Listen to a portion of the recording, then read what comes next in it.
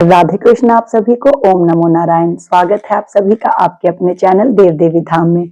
मैं राजराजेश्वरी फिर से आप सभी के सामने लेकर आई हूँ कार्तिक माह के पावन अवसर पर कार्तिक महात्म्य कथा के सभी अध्याय। तो आज हम पढ़ेंगे और सुनेंगे कार्तिक महात्म्य कथा का अध्याय 34। तो चलिए अध्याय को शुरू करने से पहले भगवान श्री गणेश को और अपने गुरुदेव को नमन कर लेते हैं। ओम श्री गणेशाय नमः।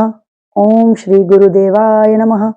गुरुर्ब्रह्मा गुरुर्विष्णुः गुरुर्देवो महेश्वरः गुरुः साक्षात् परं ब्रह्म तस्मै श्री गुरुवे नमः। ओम श्री गुरुदेवाय नमः। ओम भगवान श्री गणेशाय नमः। अथ 34वां अध्याय।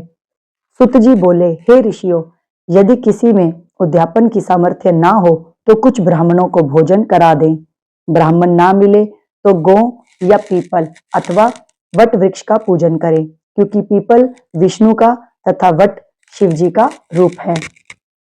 इसी प्रकार पलाश ब्रह्मा का रूप माना जाता है। यह सुनकर ऋषियों ने पूछा, हे सुत जी, ब्रह्मा विष्णु तथा महेश शिव जी वृक्ष भाव को किस प्रकार प्राप्त हुए, यह बताने की कृपा करें। अब सुत जी जो हैं वो ऋषियों को बता रहे हैं कि जो पिछले अध्याय यानी कि 33वें अध्याय में हमने कार्तिक व्रत के उद्यापन की जो विधि सुनी थी, उस विधि में बताया गया था कि ब्राह्मणों को भोजन करवाना चाहिए, सपत्नी को दान दक्षिणा आभूषण वस्त्र आदि देने चाहिए। तो ये बता रहे हैं कि अगर किसी में उद्यापन करने की सामर्थ्य ना हो, बाकी सब जो है चीजें जो बताई थी, विधि विधान जो अध्याय 34 में व्रत के उद्यापन के लिए बताए गए थे, यदि वो कोई ना कर पा रहा हो तो उसे क्या करना चाहिए, उसे कुछ ब्राह्मणों को भोजन अवश्य ही कराना चाहिए। और अगर ब्राह्मण भी ना मिले तो गाय को या पीपल या फिर वट वृक्ष को पूजन करके वो व्रत का उद्यापन कर सकते हैं, क्योंकि पीपल जो है वो विष्णु भगवान का रूप, वट वृक्ष जो है वो शिव भगवान का रूप, और पलाश का वृक्ष जो है वो ब्रह्मा जी का रूप माना जाता है। जब सब ऋषियों ने ये सुना कि किस प्रकार से जो हैं वृक्ष हमारे त्रिदेवों का रूप माने जाते हैं, तब उनके मन में एक प्रश्न आया और उन्होंने सुत जी से पूछा कि हे सुत जी, आप ये बताने की कृपा करें कि किस प्रकार ये तीनों देव त्रिदेव ब्रह्मा विष्णु और महेश किस प्रकार से ये तीनों वृक्ष भाव को प्राप्त हुए। अब आगे सुत जी उन्हें क्या बताते हैं, चलिए सुनते हैं। तब सुत जी ने कहा, हे ऋषियों, किसी समय शिव पार्वती एकांत में विराजमान थे कि उस समय देवताओं द्वारा भेजे गए अग्निदेव द्वारा उनके एकांतवास में विघ्न उपस्थित हुआ। इस पर पार्वती जी ने क्रोधित होकर देवताओं को श्राप दिया कि तुम वृक्ष रूप हो जाओ। तब विष्णु गया में जाकर पीपल, शिव काशी में अक्षयवट तथा ब्रह्मा जी पलाश रूप हो गए। बस तभी से पीपल तथा वट वृक्ष का पूजन होता है। अब जो है सुत जी वो ऋषियों को कथा बता रहे हैं कि एक समय की बात है कि शिव जी और पार्वती जी कहीं एकांत में यानी कि अकेले में विराजमान थे, और उसी समय देवताओं द्वारा भेजे गए यानी कि देवताओं ने अग्निदेव को किसी कार्यवश भगवान शिव और मां पार्वती के पास भेजा था, और उनके जाने की वजह से उनके एकांतवास में खलल उत्पन्न हुआ, और उस विघ्न की वजह से, उस खलल की वजह से पार्वती मां बड़ी ही क्रोधित हुई, और क्रोधित होकर के पार्वती मां ने सभी देवताओं को वृक्ष होने का श्राप दिया, जिसकी वजह से विष्णु जी गया में जाकर पीपल का वृक्ष और भगवान शिव काशी में जाकर के अक्षय वट हुए तथा ब्रह्मा जी जो हैं पलाश रूप में हो गए। और तभी से कहा जाता है कि पीपल तथा वट वृक्ष का पूजन होता है। तब ऋषियों ने पूछा कि शनिवार को पीपल का पूजन होता है मगर रविवार को नहीं होता, इसका क्या कारण है। अब आप सभी भी ये बात जानते हैं कि रविवार को पीपल का पूजन नहीं किया जाता है, ना ही पीपल का स्पर्श किया जाता है।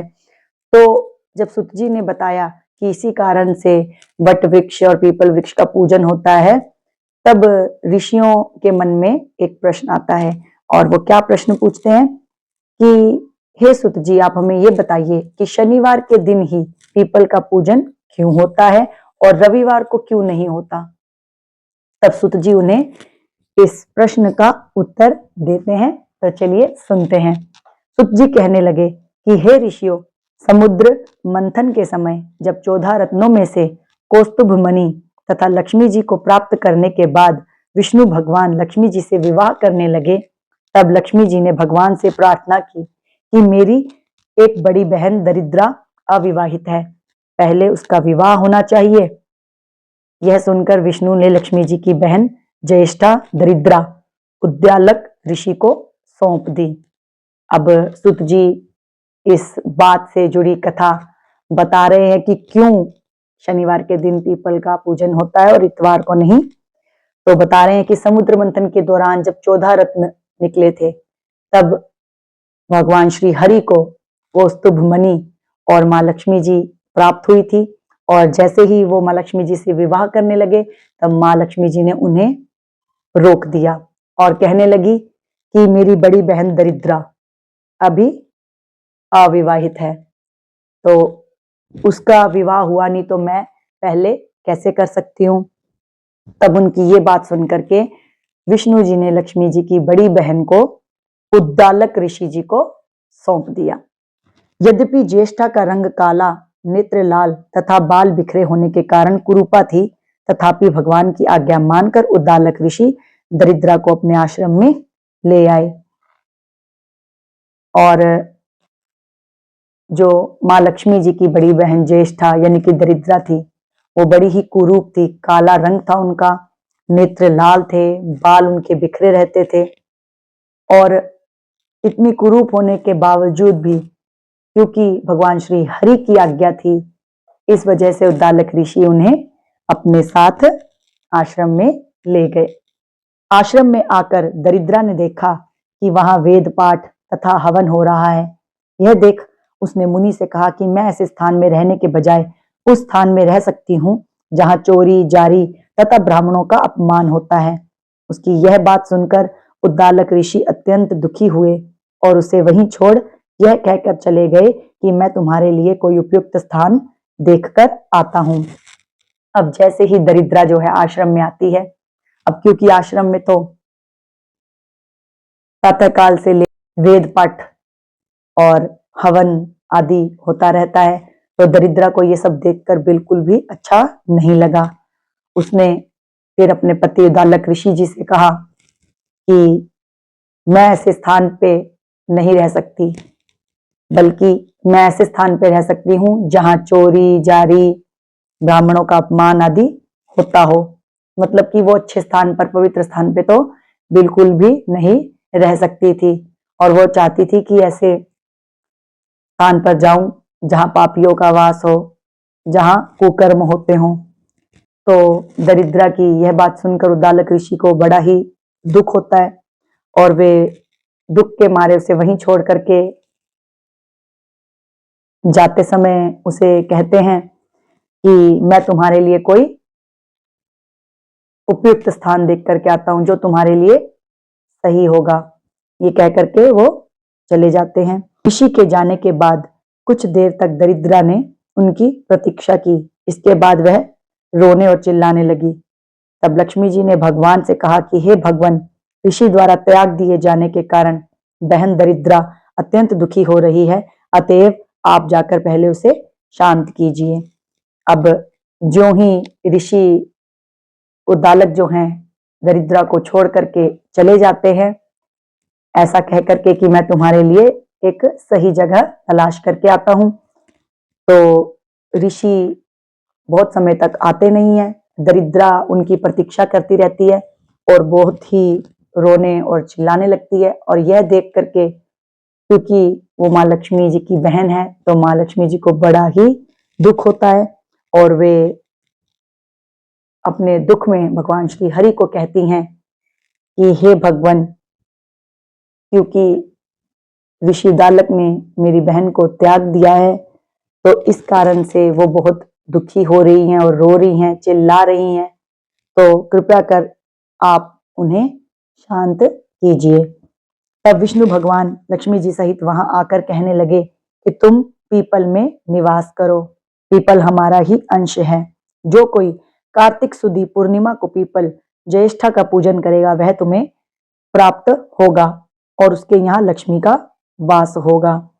अब भगवान विष्णु जी माँ लक्ष्मी जी के सहित दरिद्रा के पास आते हैं उसे शांत करने के लिए और उसे कहते हैं कि तुम पीपल में निवास करो, तुम पीपल में रहो, क्योंकि पीपल मेरा ही अंश है और जो कोई भी कार्तिक सुदी पूर्णिमा को पीपल की पूजा करेगा वह तुम्हें प्राप्त होगा और उसके यहाँ लक्ष्मी का वास होगा। तो जो भी कार्तिक की पूर्णिमा को पीपल के वृक्ष की पूजा करता है तो उसकी पूजन से क्या फल प्राप्त होता है, उसे ये फल प्राप्त होता है कि पूजा के दौरान वो दरिद्रा को वहीं छोड़ करके आ जाता है और लक्ष्मी माँ उसके साथ आती हैं और उनके घर वास करती हैं। जो शनिवार को सूत लपेट तुम्हारा पूजन करेगा उसके समस्त मनोरथ सिद्ध होंगे।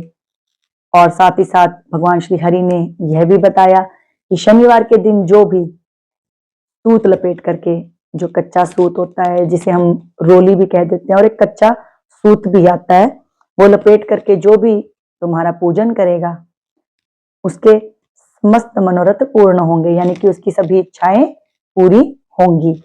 परंतु रविवार को जो तुम्हारा स्पर्श भी करेगा वह दरिद्री हो जाएगा। इतना कहकर भगवान लक्ष्मी जी सहित अंतर्धान हो गए। सुत जी कहते हैं कि जो कोई इस कथा को कहता अथवा सुनता है उसे प्रयागराज तथा बद्रिकाश्रम तीर्थ जैसा पुण्य फल प्राप्त होता है। इति 34वां अध्याय।